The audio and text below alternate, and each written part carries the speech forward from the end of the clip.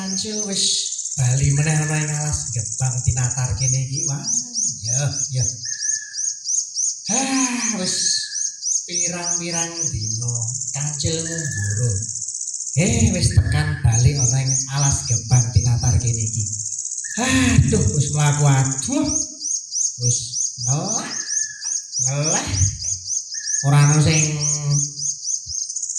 dipangan iki. Wah, ya wis lah. Coba Kancil arep mlaku ngidul kono kae mbok menawa ana buah-buahan utawa woh-wohan sing iso dipangan karo Kancil.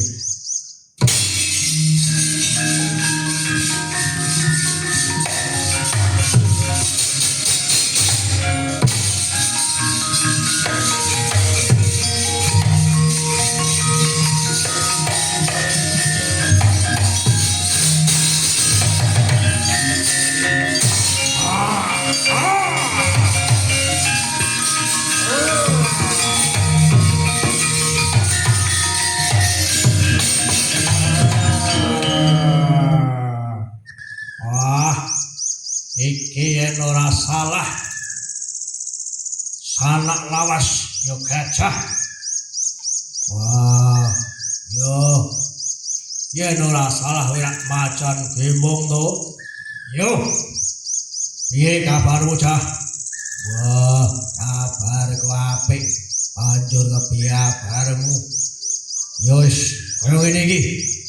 Walah dalah iki ana sawijining woh-wohan yen ora salah iki sing jenenge woh nangka. Wah, gedhe banget kok ngene iki. Wah, iya iki woh nangka saka kadohan mau. Woh nangka iki wis tak indrik. Basan wis tiba tak parani. Kok jebul ana macan loreng ya macan gembong yo tekan kene. Wih lah kalah mangerti yo. Iki mau aku saka kadohan ya wis ngindik sing jenenge woh nangka iki. Banjur apa karepmu? Wah, yen manut pamikirku woh nangka iki dadi darbekku. Wah, ora iso. Woh nangka iki dadi duwekku ya si gajah. Weh, ora iso. Woh nangka iki bakal dadi duwekku. Ora iso. Wah, kepiye? Yen pancen mangkono, ayo. Tokno kekuatanmu karo sanmu. Ayo. Awake dhewe padha gelutan. Sopo sing menang ya kuwi sing bakal duweni woh nangka iki. Wah, yen pancen mangkono, ayo golek gon jembar. Ayo.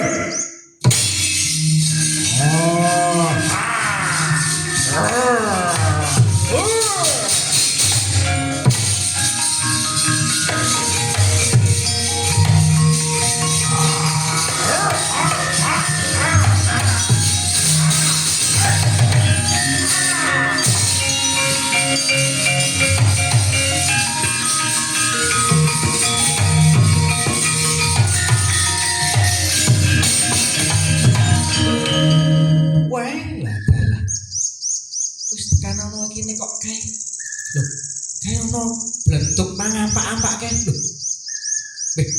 Lah kae kanca lawas si macan gimbong lan uga si gajah.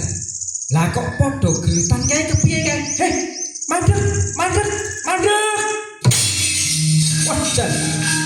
Wis do tuwa-tuwa kaya ngono kok ya padha gelutan. Cak cilik.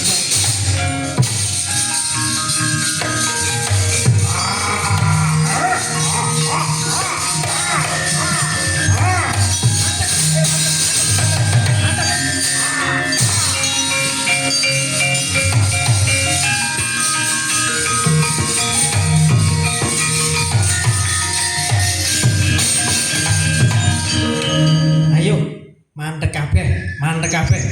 Ayo, gajah. Dene. Nek mung karo kowe aku ora wedi. macan maju kene bakal tak lali sirahmu tak sawat ke watu sumyur wandamu dene tenang iki yo padha wae wis tuwa gelutan dhewe-dhewe iki ana apa nek wong wis tuwa kaya ngene iki mbok aja to gelutan kaya bocah-bocah cilik to ora pantes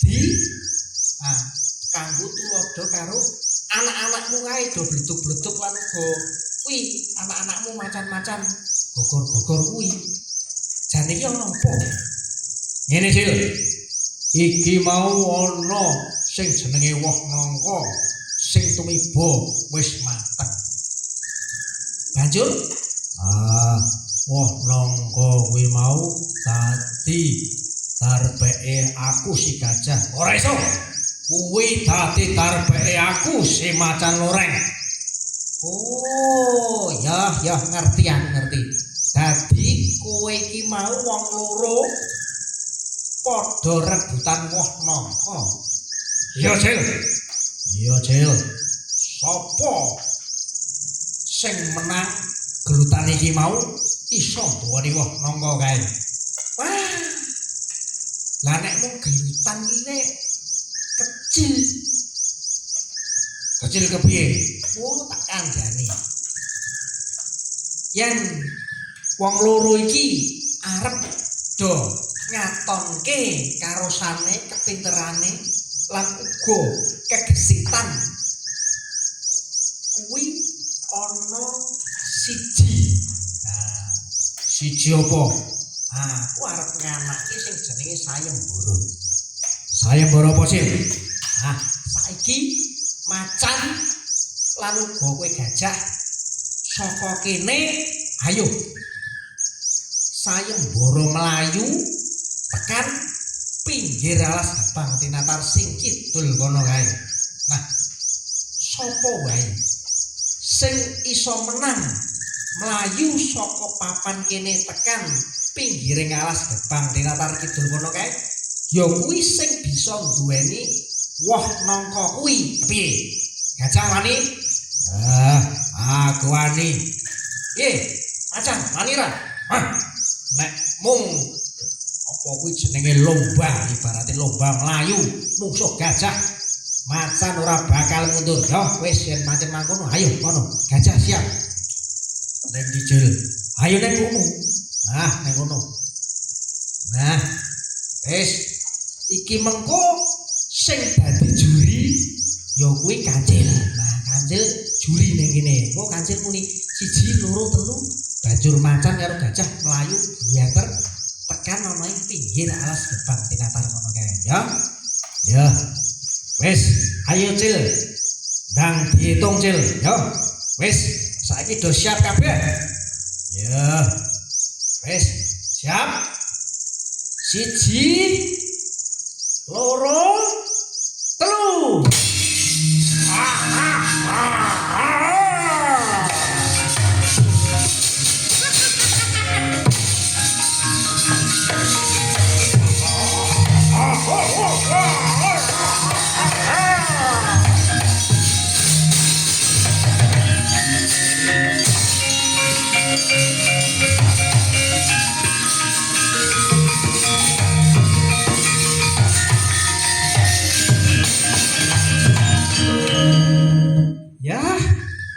ya kaya ngono kuwi sing jenenge kewan sing gedhe iki ya mesti ngono kuwi mesti ngunggulke karosane kekuatane ning nggon iki akal pikiran iki ora tau nggo ayo kaya gajah gedene sakmono uteke ya cilik macan gewok ngono kae ya meng diapusi ngono kuwi gelem to ya wis jan pancen ngono kae lah. Lah iki amarga gajah lunga, macan lunga. Ha iki muspro mubazir.